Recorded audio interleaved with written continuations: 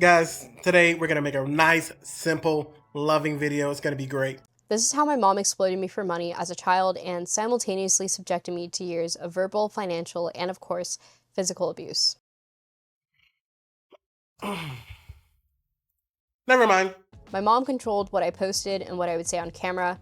Everything had to be perfect and fake. If I misspoke, said the wrong line, or made the wrong face.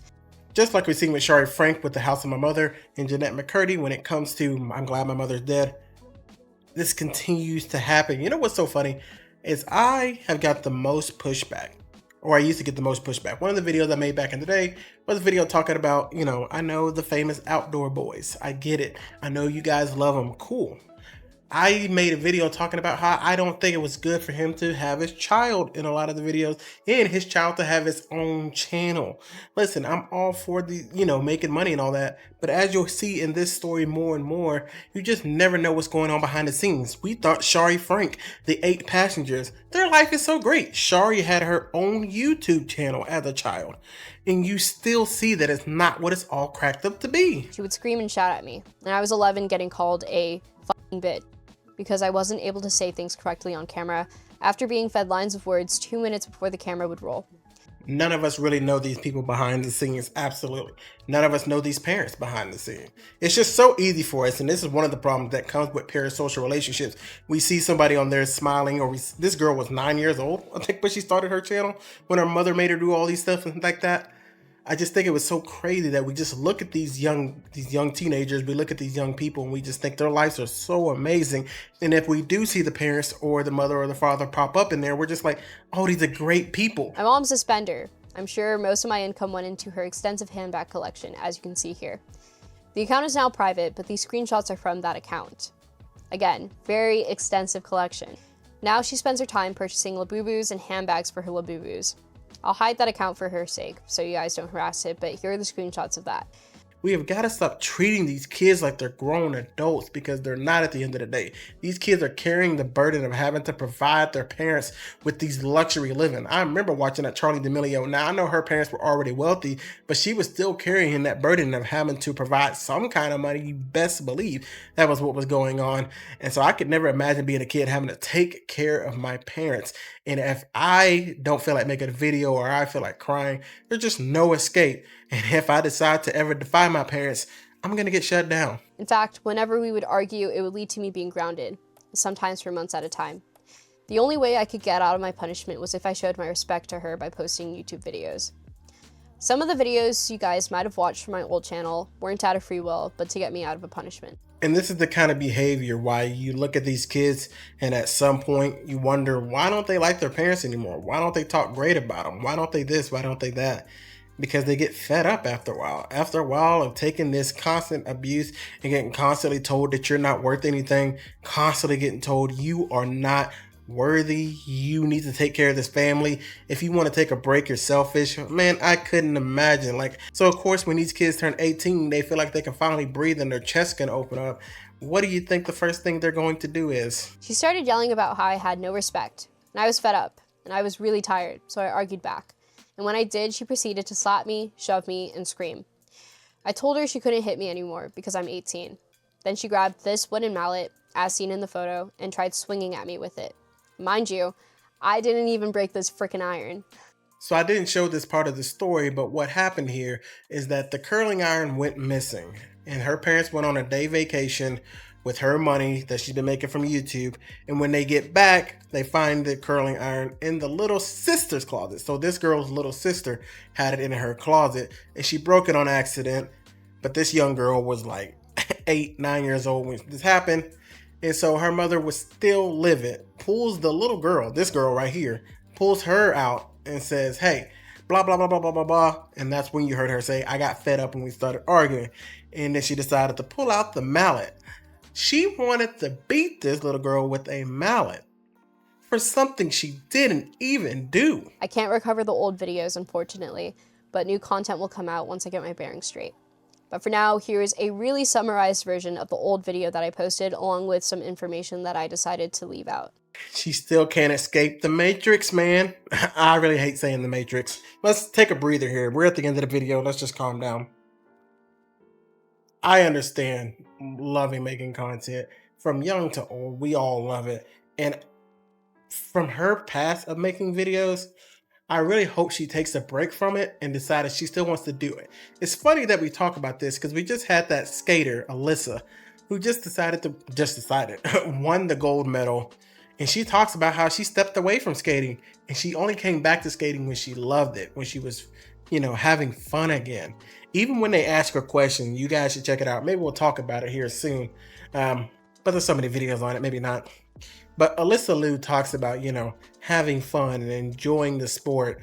And whenever they ask her questions like, if you were talking to your young self, what would you say? And she says, absolutely nothing.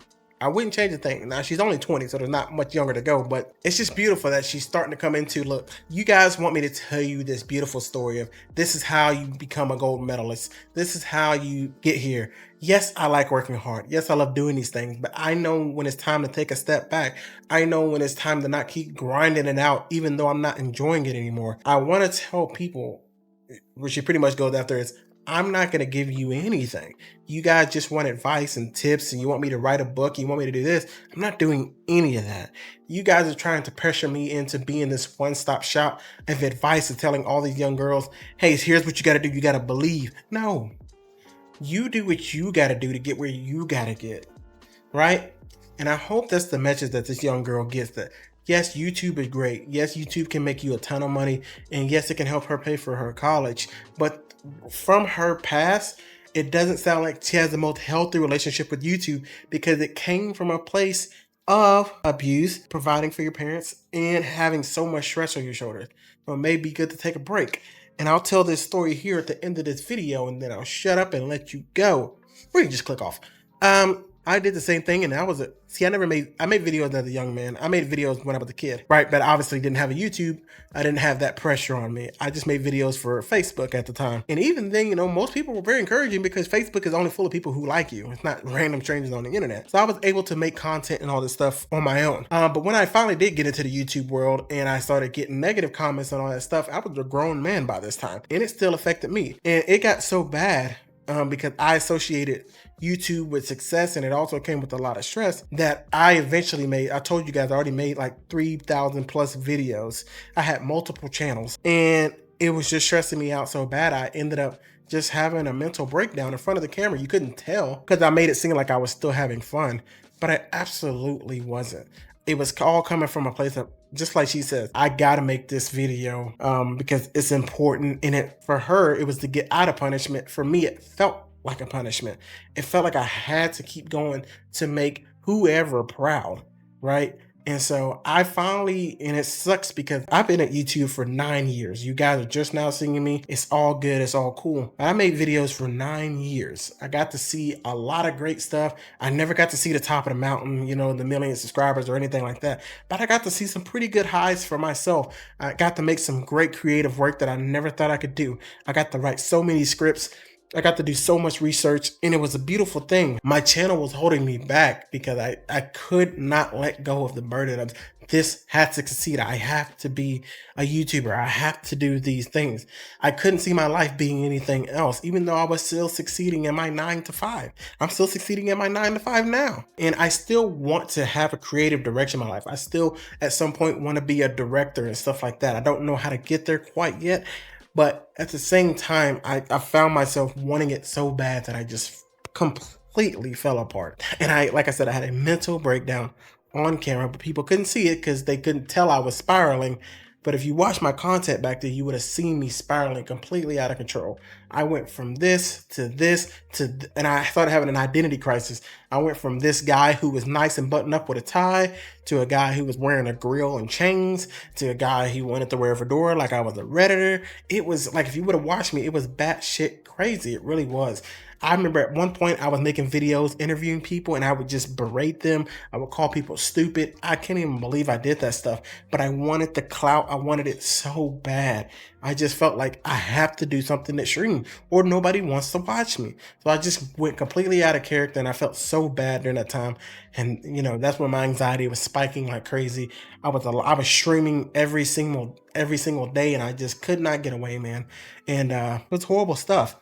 Now, you heard my story. I was grown. I was already in my late 20s when I decided to do all that. This was a 9-year-old girl, right? In Shari Frank's situation, they were young children from like 3 up, right? When you go back to Jeanette McCurdy, she's been making stuff since she was 4, right? You see what it's done to Jeanette McCurdy. You've seen her stories. You see what happens in her books. I already talked about it here on this channel. You've seen what it's kind of done to her mind, right? We don't even know what is going to be the results for this little girl. But you look at other young girls like Sophie Rain, whatever that girl's name who was dating that Rakai boy. These people right here, look at what they're doing to exploit these young girls. They're talking about, oh, I can't believe you're cheating on this person. Oh my gosh, she's so fine. And it's like, oh my God, I just watched a video of Sophie Rain talking to her 9-year-old self, talking about how happy she is to be an OnlyFans model when her younger self wanted to go to college. Like, you know what we're talking about? Like, that's where we're at right now. But that's just the way of the world, baby. All these young girls are getting pimped out by whatever you want to call it. Some of them are literally being pimped out, and some of them are being pimped out by the platform. Hell, some of us here on YouTube are being pimped out. You know what I mean? Not me, not me.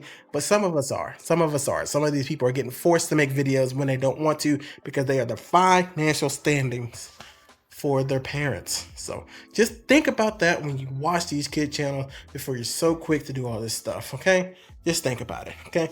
Hope you have a great day. My daughter's crying. I gotta go. Goodbye.